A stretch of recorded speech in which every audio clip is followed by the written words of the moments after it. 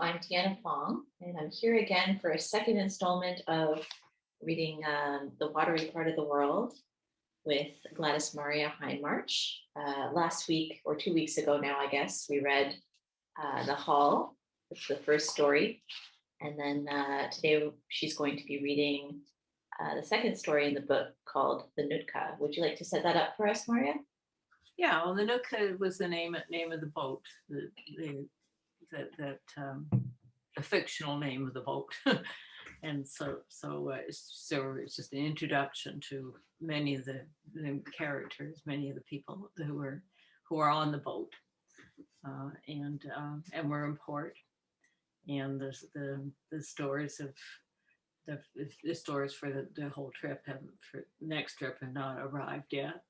And there's no water in the galley, which we'll find out in a minute. It's just sort of, it seems quite a chaotic entrance to this. Great. Yeah. So the Nootka. Ken is painting the outside of the wheelhouse. I can see him as I come up the Nootka's gangplank wearing high heels I should have had enough sense not to put on. There he is, Ken, painting the outside of the wheelhouse. I don't believe it. What a coincidence. He turns and smiles in that loose, shambly way of his. Miss Henderson, how do you do? What am I supposed to say? Pleased to see you here. How are you doing? Who's your lover now? He blocks the end of the gangplank. I put my suitcase down in between us. He comes closer, chest near, my eye close. His wet paintbrush almost touches my nose. I simply say, hi, Ken. I didn't know you were on this boat. Come on, you big monkey, let the last go, says a round-bellied man whose face I can't see because he's behind Ken. Some of us has manners, the round man says. Some of us knows when we're not wanted. But you don't know Jan, says Ken as he steps aside. He waves his brush near my ear, then turns towards his paint bucket, which I love to dump over his head. I look down at a 60-year-old coveralled man who's 3 or 4 inches shorter than I am, who introduces himself as Jock. A deep voice from inside the wheelhouse shouts, "You gotta watch out for that dirty old man." "Don't listen to people," says Jock. He's just jealous. Jock grabs my suitcase and goes ahead of me down a ladder made of metal pipe, which is smooth and slippery beneath my shoes. "You sailed before?" he asks. I wonder if he's referring to my high heels or to Ken. "Just on the ferries," I answer. "Which one?" "The Princess of Vancouver." We pass behind the winch that takes up more than half the width of the main deck. "Did you like that?" he asks. "Sure," I say, relieved he isn't asking me about Ken. But I quit because the women weren't getting substantially less than the man for doing the identical work. "That's the company union," he says. "There's not a one anywhere that's any good." "As you can gather for yourself," Jock says as he opens the door, "this ain't the CPR." Yes, I can see that. Gray, dirty paper covers the deck. Rags hang on a railing. A broken chair lies legs up. "This here's the passenger lounge," he says, "such as it is. And that's where the officers eat." I look at a 2 by 3 foot table covered with a tea towel, an empty Crisco tin, and dirty mugs. No fancy silver or white linen for these officers, that's for sure. Just beyond it, covered in plastic and canvas bundles of laundry, is a longer table. We move into the galley, which is about the size of a large bathroom, as warm as a sauna, and noisier than a print shop or small mill. Jock takes me through to a little room off the left, where he puts my suitcase down near the wall and under a blackboard. "This here is the crew's mess," Jock shouts, "where you get to serve us." The room is no more than 8 feet long, no wider than 7, and is dominated by a pale green built-in table that has a red built-in bench behind it, a chair on the end closest to the galley, and 2 chairs on the side next to me. "Pour yourself a coffee, lass," Jock shouts over the racket. I'll fetch cocoa or poopy for you. Thanks, I say, down into a fade of blue eyes. And he winks, then steps out of the door that is near the attached end of the table. Damn luck, I'm happy to be here, and not happy to be on the same boat as Ken. He just has to smile, and I fall right into whatever it is that makes whatever we were so impossible. If I'd sailed on a coastal freighter before, it might be different. But as it is, good God, almost a week on this tub with him. Certainly seems like a warm, almost spicy place. I glance at the table and guess the man's eating habits from it. Chutney, HP, Tabasco and Worcester sauces, open newspapers, ketchup, Coleman's mustard, and scrunched serviettes, ginger marmalade, honey, and canned Pacific milk, and coffee stains, used toothpicks in dirty ashtrays. I glance at the blackboard. Shift 1300, chicken noodle, wieners and beans, beef stew, vanilla pudding, laundry, please, call back, 2000. 4 different hands, 1300. That's 12 and 1, so 1 o'clock. It must be 11:30 by now. I lean over to pick up the newspaper, and I'm unfolding one when I hear a voice behind me. You the new mess girl? Asks a woman of around 30 who has entered the mess from the door Jock left by. I'm Coco. What do you go by? I'm Jan. Are you the cook? Yeah. Bright red lips, laughing voice. Try to be, but it isn't easy round here. Coco's hair is dark and wavy and swept into a soft full roll. She has a large white rag around her middle, like a butcher's apron. I smile and don't know what to say, but I know I'll like her. She steps around my suitcase and I step aside so she can pass me. She tries the tap. No water, she says, and I've got my lunch cooking. How are we supposed to clean up, serve coffee and tea for 15 to 20 men without water? I don't know, I say, and I laugh a stupid laugh. It was supposed to be back on soon, 2 hours ago, she shouts. Do you want some of this old coffee? Sure, I shout. She rinses out 2 mugs from the sink with water from the kettle and wipes them with a clean pillowcase from a wire that runs above the old black stove and stainless steel sink. Back on soon, she repeats. Wish I could say that for a regular skipper. She pours herself coffee, then turns to me, her red lips smiling, but her eyes all wet. Let's sit in the mess, she says. We sit down on the 2 side chairs and she offers me a craven egg, which I refuse.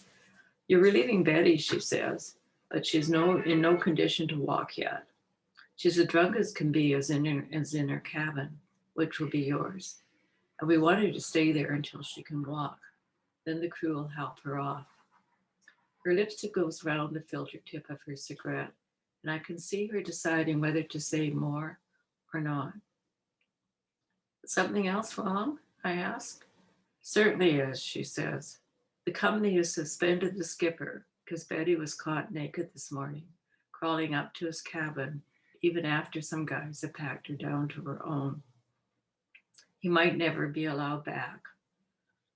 Oh, that sounds awful, I say. Not as bad as things might get, she says, with him gone.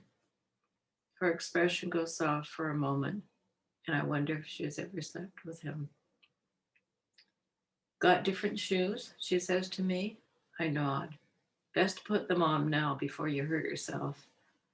I open the suitcase, which takes up all the deck space there is between the wall and chair, and pull my unwhitened, worn nurse's shoes out, then sit down next to Coco to put them on. She tells me what my duties are. You serve the crew, she says, here, in what we call the boys' mess. Poopy, our stewardess, serves the officers and passengers on the other side. You do all the dishes except the silver for the officers and passengers. You prepare all the vegetables and bake salads for supper. You scrub the decks here and in the galley at least twice daily, usually after breakfast and supper. At the end of the trip, you do a big cleanup and scrub down all the bulkheads in the boys' cooler. And at the beginning, like this afternoon, you help me unload the stores. You also take garbage out and dump it overboard as long as we're not in a port or harbor. And then you clean the buckets with a special brush we keep outside for that purpose. There are all sorts of other things, making toast and bundling dirty linen, she says, but I'll fill you in as we go along. Thanks, I say as I put my stupid high heels in my suitcase. I know I'm going to need help, but I'll do the best I can. Coco picks up her ashtray and is about to go to the galley when I ask her to tell me where I might iron a uniform. We use the galley counter, she says. Not much room, but the only flat space we got where there's an outlet. Direct current, though. You can borrow my iron. I examine mine, AC, DC. I guess this will work, I say, but thanks for the offer. Can I do it now? If you're quick, she says. The guys will be in as soon as the water is on. I take out a wrinkled uniform, one of the ones I wore on the ferry before I quit and went to summer school to complete my BA. Rolled after a wash 7 weeks ago. I'm just setting up when a little man-woman comes running into the galley from the passenger officer's side, screeching, "That's my face!" at me. "Out of my way! Out of my way!" She pushes aside a towel I'm trying to iron on and swears in German at Coco, then runs past the stove back out of the room calling, "The chief, boiler, greenhorns." All I can see as she goes are her hairy ankles, turquoise vinyl slippers, a white uniform covering an almost straight little body, a shaved neck, shaved way up like man's used to be. "That's our Poopy," says Coco, turning to me. She's all upset because of what's going on and because she can't scrub the captain's quarters because there's no water. By the time Coco returns, I'm halfway through. She opens a huge walk-in cooler, which is next to the sink, brings out 2 pounds of butter, gives Coco a nasty look, which Coco ignores, then starts cutting butter about 6 inches from my towel edge. It's Shice Union this and Shice Union that, and training new help who don't stick with it. "Are you going to stay with it?" she says, for me, but not to me. "No," she answers, "you won't stay with it. Poopy will show you. Ask Poopy. Poopy will tell you. Well, Poopy won't. Poopy's sick of training help. Poopy won't show anyone to do anything anymore." She slams butter into round fruit dishes and says, "You'll have to get your own." I just look down at her. "The boys will be in," she warns. I still look. "If Betty doesn't set up, you have to." She flies out of the galley to the officer's passenger side. "Don't pay attention to her," says Coco. "She can drive you crazy, but she has a heart of gold." I seem to be ironing more creases in and wrinkles out, and I've decided to just leave it when, "I need milk," Poopy says to the 2 of us, with her gnarly hands on her little hips. "Get your own," says Coco. "I'm busy." Poopy marches up to me, eyebrows rippling. "Get me some milk?" she says childishly. Why not, I think, if it's so important, but why can't she? And where?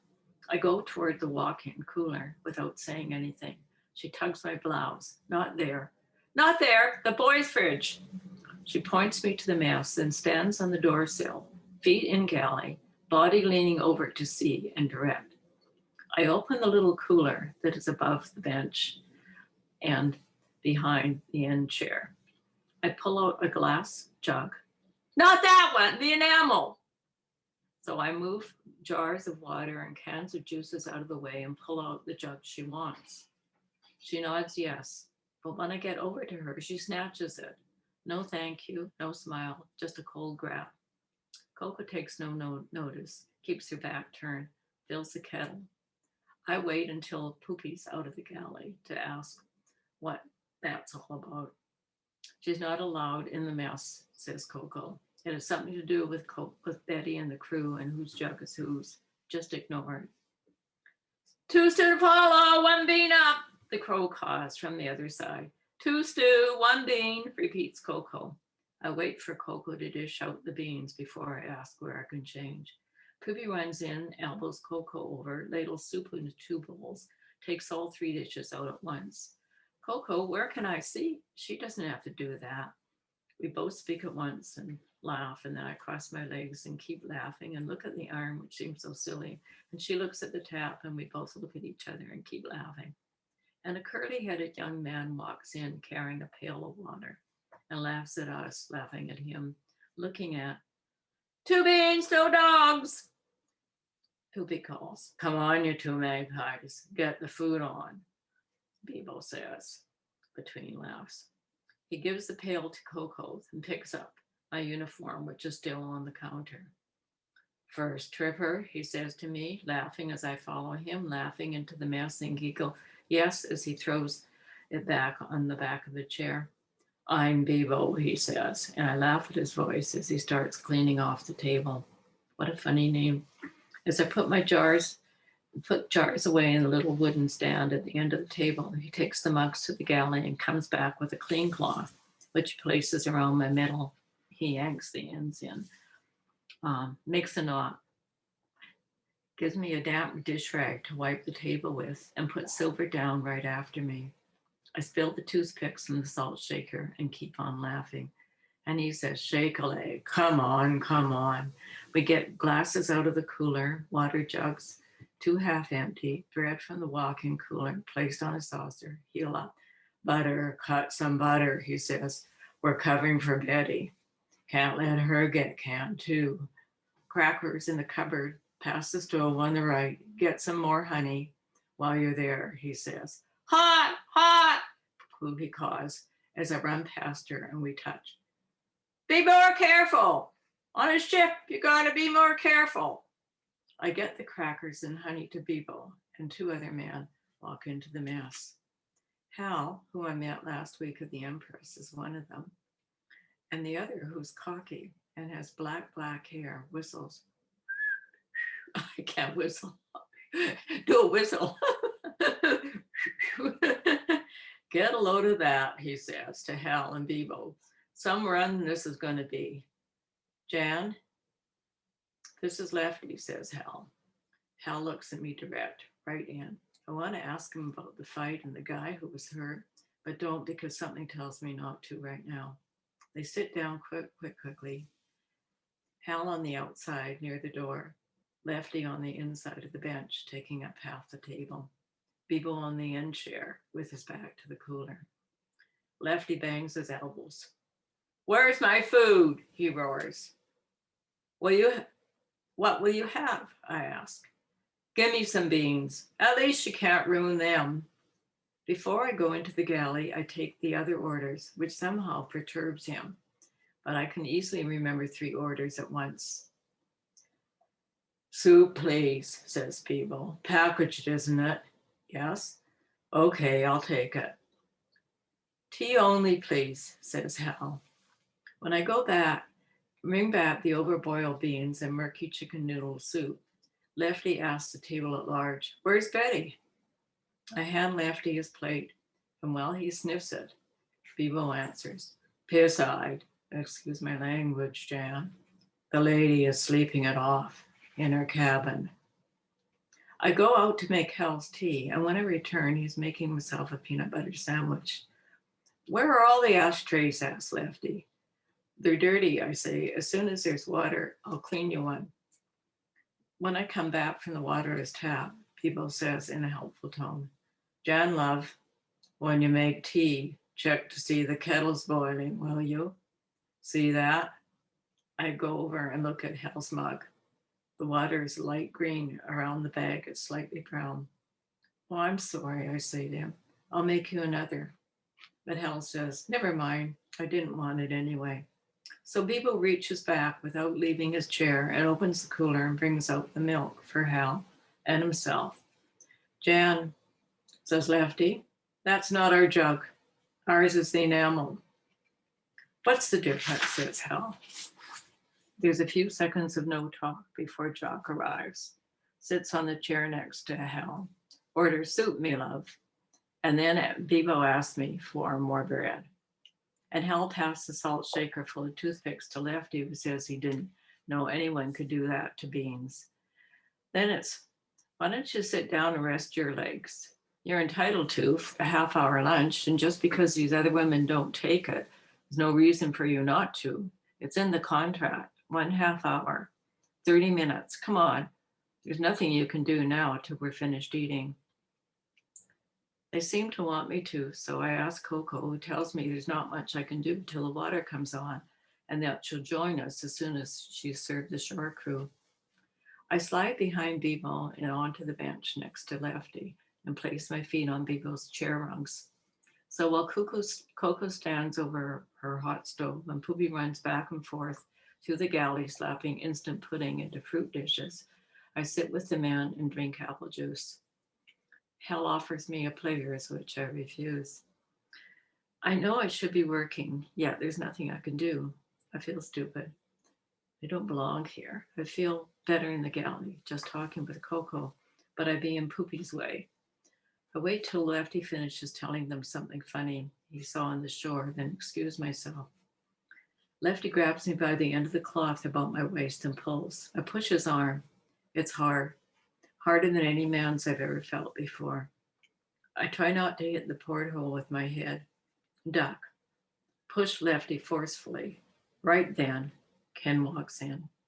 He smiles over as I knee Lefty in the thigh. Don't bother getting up for me, he says. I can get my own food. Don't bother. That's just like him. Don't bother with anything. But Ken, I say. He's in the galley talking with Coco. Finally, Lefty lets me go. I stick out my arm to catch my balance, and Hal looks at me as if he has something figured out. There's so many characters in this story, and I really, it's, and then there's the thing of the water. You're not quite clear what's happening. Yes, there's no water, but there's tea, and there's, it's, anyway. And the two milk jugs, which I think is as confusing for us as it is for Jan in that moment, right? Yeah, right. What is this all about? Well, nice to hear it in your voice, or I guess I should say voices. I love the moment when Poopy comes in. That's one of my favorite moments in the whole book, is she comes in like this little tornado and just like everything is in disarray around her. Everywhere she is, there's something that's happened. Sort of that moment where she's standing in the galley but won't go into the mess. She's one of my favorite characters too, and like it's like I'm simultaneously enthralled with her and kind of repulsed by her. Yeah, exactly. Yeah. Coco said she's a heart of gold, and she did, but you have to get under all of this. I mean, all of this, not disarray, but she wants things done her way, and we all know what happens when you have someone like that around who's not necessarily getting her way all the time. I just wanted to hold this up to the camera here because I wanted to ask about this reproduction of the blackboard in this book. Yeah. And it's just like such a interesting visual thing to have, to see the different handwriting, and almost in the kind of visual parallel for all the different voices that everything just seems to be like just thrown at you in the same way that it's thrown at Jan. So why did you choose to reproduce that as an image rather than just transcribe it or describe it or something like that? Why was that important to have in the book? I guess I wanted that sense of the crowdedness and the busyness, I've never really thought of that question. It's definitely a key part of the mess room because that's where anybody can leave a message for someone in the crew members have to know when they're on and they're off, and when the boat is going to move and whatnot. You can do that when you're up coast because you can just you pass it verbally, but even then it's better to write it down, because the sleeping habits, like say the engineers, they're on 6 hour shift, and then they're off for 6 hours, then they're on for 6 hours. So there's only 2 engineers on the whole boat, and in other words, there's always one of them who's off, sleeping or eating or cleaning or whatever, and then the other one's on. So it's yeah. Yeah, it just made more sense for me to have it visually, and it's a very crowded, even more crowded than our reproduction here. Like the lines are actually going, the messages are blurred into each other, because it's not, it's just a small little blackboard. Yeah, it's interesting because I feel like there are a couple little visual cues in this book. The next one, which we'll see next week, I suppose, is the little piece of music that's being whistled. Oh yeah. Yeah. But they're few in the text, but they absolutely both feel like they're necessary to be there, and they add a great deal to just the overall sense of the story. Oh, thank you. Yeah. It's almost like coming across an archival treasure or something like that, Oh, I didn't tell you what the title, the original title of it was. It was Such as It Is. Such as It Is. You were showing me just before. Could you hold up the Georgia Strait? Yeah. Copy of the Georgia Strait where those first two pieces appeared. Just a little tiny bit higher. So there's the hall on it's Cordova and, remind me again. Maine and Cordova. Yeah. And this part of the corner, and then this, you can see this is you can see those 2 pages. You can see like yeah. Such as It Is. There it is. There it is. Yeah. The other title. Yeah. Yeah. And this is the first publication of the story. Yes, it would be. Yeah. In 1969, you said? Yeah. Wonderful. It's really nice to see it in that form too.